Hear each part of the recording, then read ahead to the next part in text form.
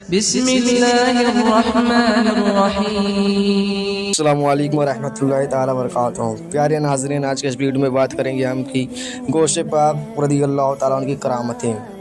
آپ کے نانا حضرت عبداللہ شمعی رضی اللہ تعالیٰ عنہ کے پاس ایک بیوہ عورت اپنے مردہ بچے کو لائی اور رو کر کہنے لگی کہ میرے شوہر کی یہی ایک نشانی میرے پاس رہ گئی ہے، اگر یہ بھی مجھ سے جدا ہو گیا تو میرے جینے کا سہارا ٹوٹ جائے گا۔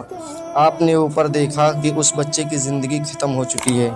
آپ نے اس سے وہی کہہ دیا، وہ روتی ہوئی جانے لگی۔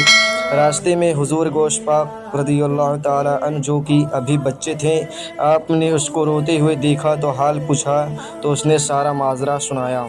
آپ کو اس کے حال پر رحم آ گیا اور اس سے فرمایا کہ اماں جان، آپ کا بچہ مرا کہاں ہے؟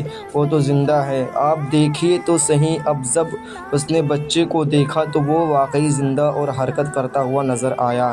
اسی وقت اپنے نانا جان بھی آ گئے اور آپ کو گھور کر جو دیکھا تو آپ نے ڈر کر بھاگنا شروع کر دیا اور آپ کے نانا آپ کے پیچھے ہو لیے آپ بھاگتے ہوئے قبرستان میں داخل ہو گئے اور فرمایا کہ اے قبرستان کے مردے، میری مدد کرو۔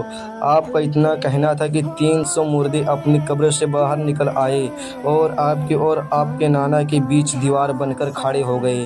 یہ دیکھ کر حضرت عبداللہ شمعی رضی اللہ تعالیٰ عنہ رک گئے اور دور حضور گوشت پاک رضی اللہ تعالیٰ عنہ بھی کھڑے ہو کر مسکرانے لگے۔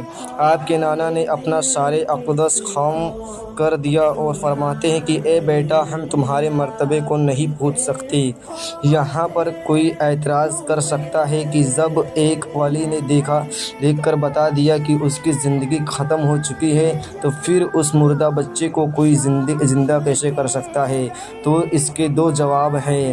پہلا تو اسی روایت میں موجود ہے کہ خود حضرت عبداللہ شمعی رضی اللہ تعالیٰ عنہ فرماتے ہیں کہ بیٹا، ہم تیرے مرتبے کو نہیں پوچھ سکتے۔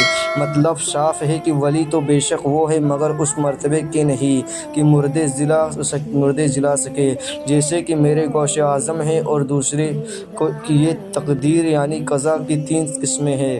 نمبر 1، قضائے مبارک حقیقی کی علم الہی میں کسی شے پر معلق نہیں، یعنی اس کی تبدیلی ناممکن ہے۔ اولیاء کی اس تک رسائی نہیں، بلکہ انبیاء علیہ السلام بھی اگر اس کے بارے میں کچھ عرض کرنا چاہے تو انہیں روک دیا جاتا ہے۔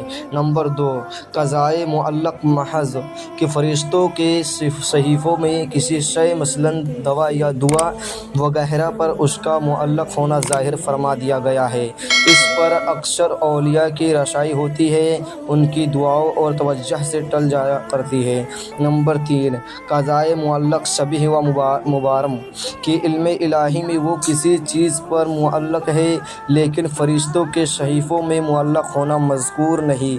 اس پر رسائی صرف خاص اولیاء کی ہی ہوتی ہے، جیسا کہ سیدنا غوث اعظم رضی اللہ تعالیٰ عنہ فرماتے ہیں کہ میں قضائے مبارک کو ٹال دیتا ہوں۔